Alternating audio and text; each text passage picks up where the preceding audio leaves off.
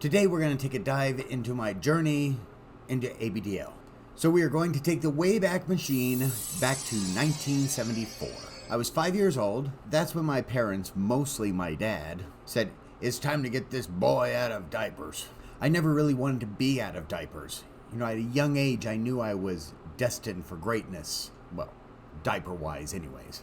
When my dad would tell the story, after I got older, he would tell the story to his friends and stuff, and he would always say, "And I said that boy needs to be out of diapers. There's no way in hell I'm changing him once he gets into high school." So, after about a week, and a lot of corner time, and a lot of sore behind, I decided to comply and allow myself to be potty trained. It went all against I knew, which at 5 years old was not much, but it was something. Now let's jump back into the time machine and warp ourselves to 1981. I was 12 years old. I was still thinking about diapers a lot. I really wanted to wear them, even from when I was forced out of them. I would see little kids wearing diapers and I'd get sad and depressed. Yeah, wanted to go to their mother and say, "Give me the diaper bag and nobody gets hurt." Anyhow, you could basically say I was jealous because they were allowed to wear diapers and I wasn't. At 12 years old, I decided I needed to make some money so I could buy my own diapers, because I would go to the store, look at them. A couple of times I thought about borrowing them. I was about 4'9" and about 70 pounds, soaking wet. So I was a little short shit. So regular baby diapers fit me just fine. But I was working on the farm, and of course my dad found cheap labor with me and my brother, free 99, and he'd always say, "I put a roof over your head, boy, put clothes on your back, put food in your belly." Always got me when he'd say food in your belly. That's your payment. So I was gonna have to find a job and find a way to make money. Now, back then it was a little easier for kids to find jobs than it is now. Now everybody's too concerned about lawsuits and whatnot, what have you. So I started with a paper route. Started delivering papers, throwing papers, riding my bike, throwing papers. But that was kind of chicken scratch, it was kind of chicken feed, as it were. So I started doing lawns and such. Mowing lawns in the spring and summer, raking leaves in the fall, and shoveling snow in the wintertime. I had quite the enterprise going there. Quite the enterprise. I was probably making, with all the stuff I was doing, I was probably making like $25 a week. But, to me, that was big bucks. That's high on the hog right there. That's good money back then. But it allowed me to buy diapers. Now, in the 80s, that's when you saw a lot of parents, the divorce rate skyrocketed. A lot of parents, both parents went to work. So kids would get home and they'd be by themselves, which we were known as latchkey kids. And a latchkey kid was a kid that had usually it was kind of a string with a key on it, and that's the house key. And we were told, don't get rid of that house key, don't lose that house key. We never had a house key because we never really locked the damn door in the first place. In fact, come to think about it, every friend's house that I ever went to never had the door locked. So nobody in our village locked their doors. So you were free to go in and out of everybody's house, whoever you felt like going into. Apparently, I guess that's how it was supposed to work. Now you have to lock your doors while you're inside. Now you have to. I have a regular deadbolt lock and then a deadbolt lock that you can only access from inside the place, because it's you lock it, but there's no key area on the outside of the door. So we locked both of those while we're in the apartment, for God's sakes. So I would make money so I could buy my diapers. I really wasn't into the whole candy thing or anything like that, but I had to buy my diapers.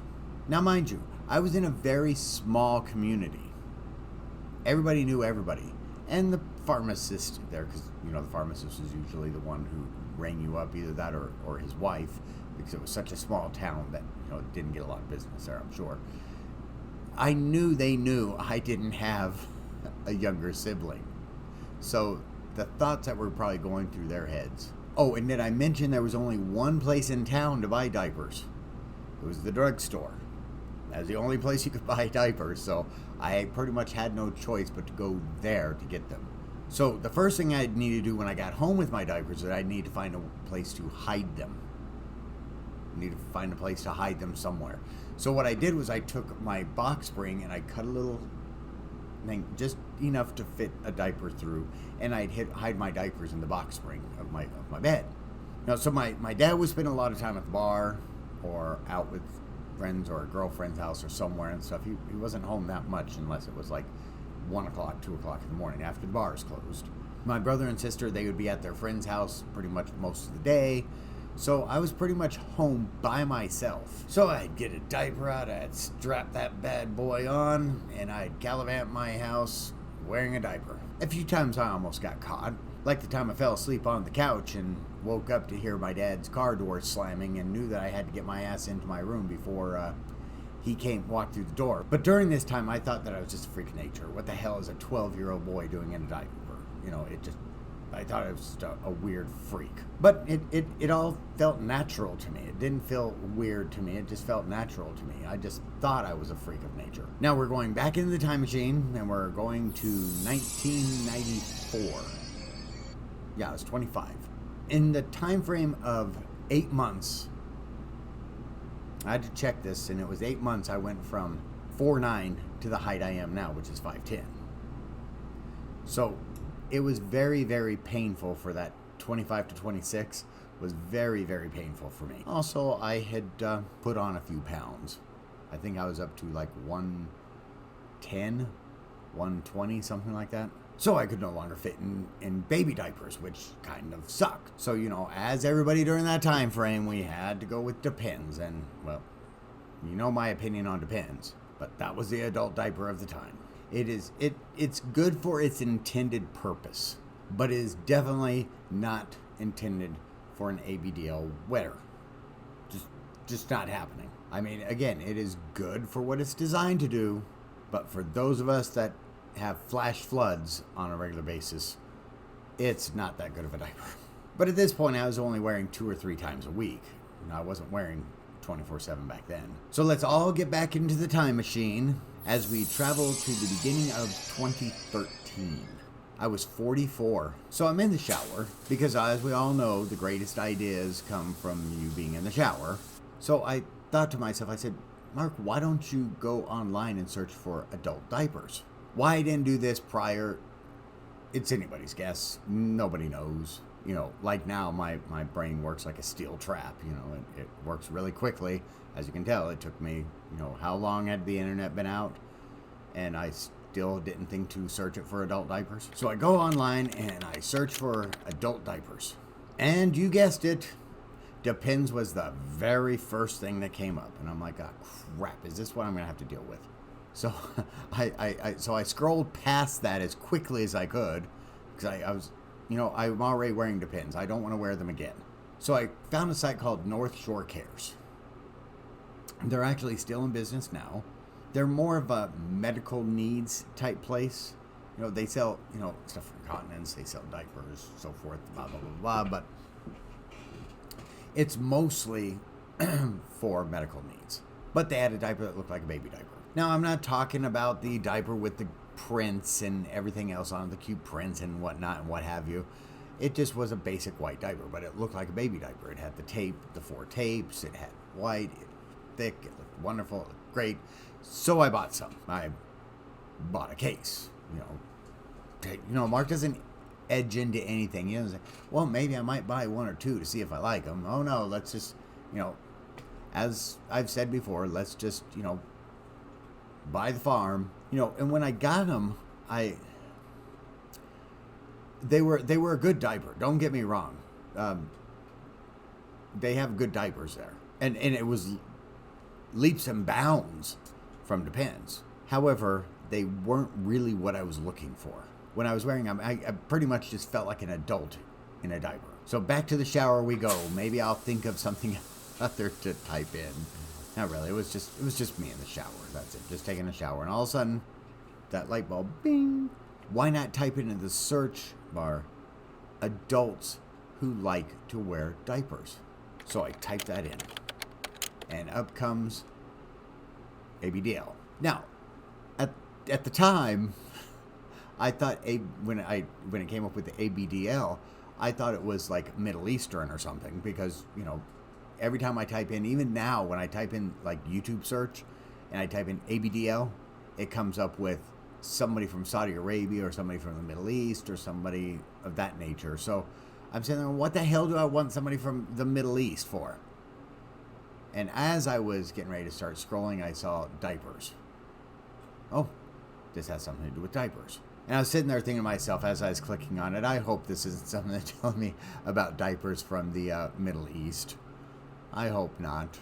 And once the page opened and I started reading, it was like the gates opened. The angels sang. I was home. When I started reading it, I realized I was home. As I read through the site, I realized I wasn't a freak of nature, that there was actually other people out there just like me who were freaks of nature as well. So for the next 3-4 weeks, I spent every spare minute reading about ABDL. Anything I could get my hands on, I would read. And you would be surprised at how many sites say the exact same thing, almost word for word. So there was that. That was a lot of fun to read the same stuff over and over and over. I go on to Tumblr. Remember when Tumblr had a pretty big ABDL community in it? And YouTube. I'd go onto YouTube and watch videos.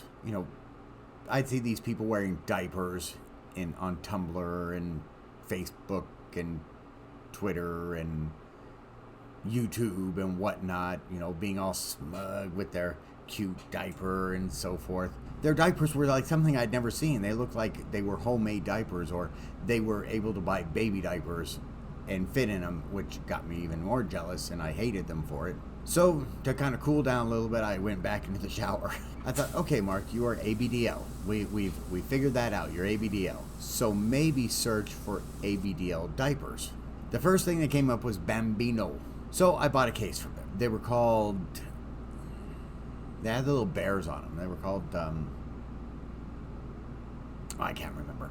And I've heard about some of the BS that they've pulled in the past, in recent past. So it's probably just as well that I don't remember the name of the diaper that I wore. So I wore those bear diapers for a couple of months, but was still seeing diapers on these websites that I'm like, where the hell are you getting these damn diapers from? I didn't see it on Bambino, and that's where I figured most people went to, was Bambino. So I did another search and came across AB Universe, which, for those of you that can remember what AB Universe was like before Casey took it over, most times you'd get your order 2-3 months after you ordered it, if you even got it at all. I mean, I'm still waiting on 2 cases of diapers that I ordered from that place before Casey took it over. So I tell everyone I've been ABDL for about 10 years, because that's when I knew what it was. Now, I've technically been ABDL since I was 18, and BDL ever since I can remember. I found out I was a freak of nature with the rest of y'all. But I tell you, it was a revelation to know I wasn't alone in this whole wacky, crazy world that we know as ABDL. So this has been the updated version of my journey into ABDL. So like, subscribe, share this video, and until the next time, be blessed.